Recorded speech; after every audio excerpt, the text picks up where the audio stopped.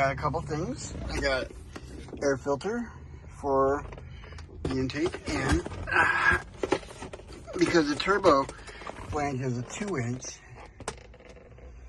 a coupler, 2.5 to 3-inch, so that'll work. Yeah.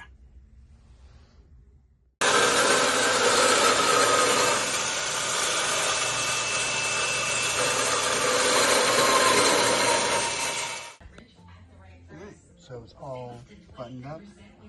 Line goes from there to there, goes around, down, into there, and then this line goes into there.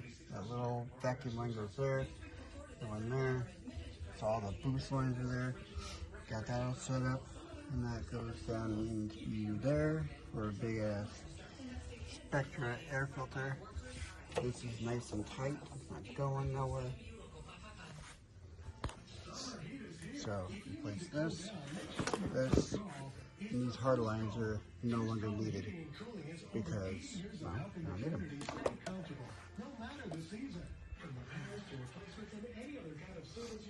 And all the other interquarter piping that I'll take back home. Perfect. Yeah, perfect.